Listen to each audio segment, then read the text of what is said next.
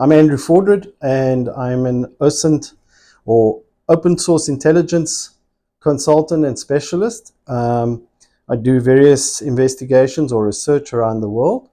We work on different cases using and applying what is known as OSINT, and it's a fairly well-known concept. It's been used widely in investigations, and it originates even from biblical times, even though it didn't have the name OSINT.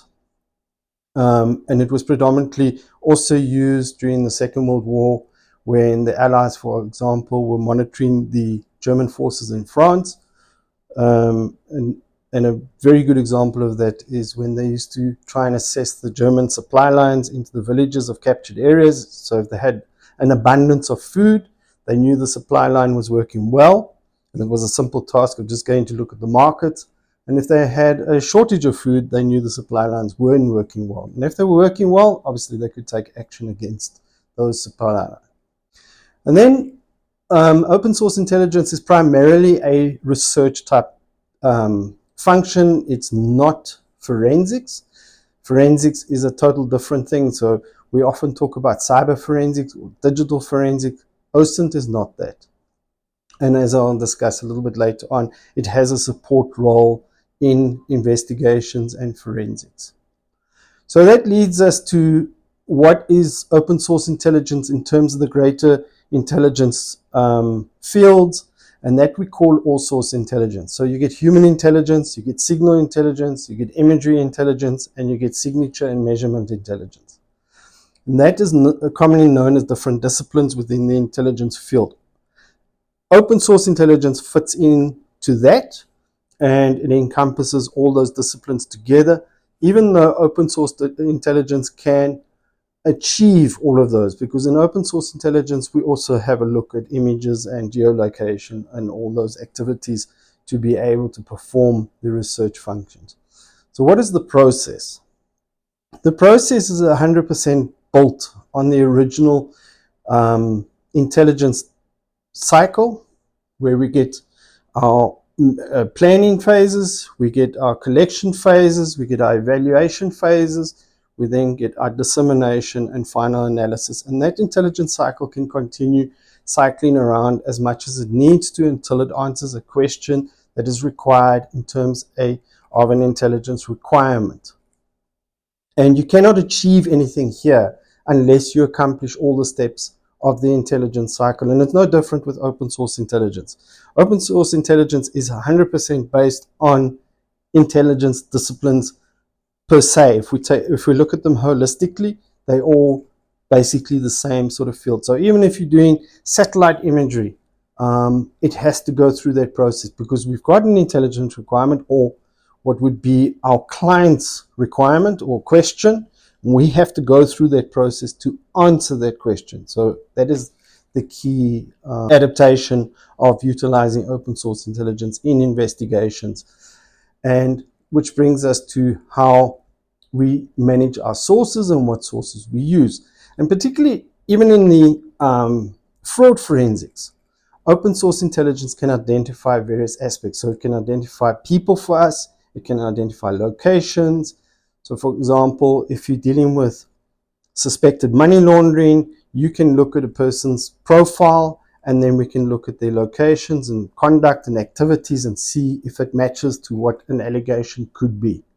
A primary example for that could be in a liquidation case, and people are hiding assets, and you can make use of property data.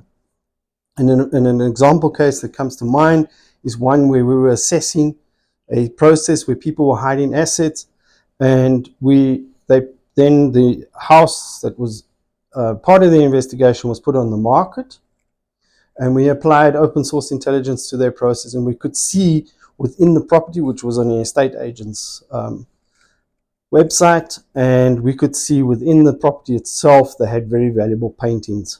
And we did an assessment of those paintings and saw that if those were sold, they would get quite a lot of value back and quite a lot of money back, which would be able to recover for our client in that sense. So it identified these assets in terms of asset tracing, and those were documented officially, to action that the legal process could go and recover those assets and make and take possession of them, that they could get the value out of them. So how does it support an investigation ultimately, or even a legal process? OSINT, or open source intelligence, primarily is a support function to a decision-making process.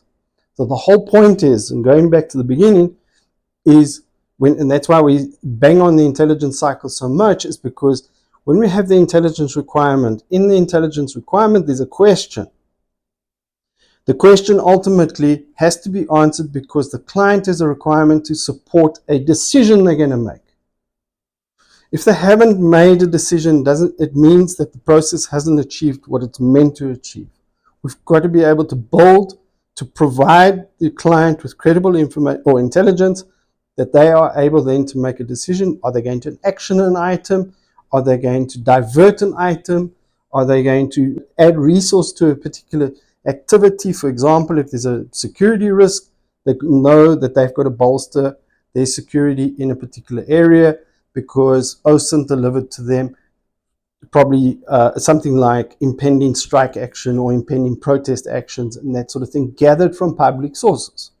Ultimately, that's what open source intelligence is about.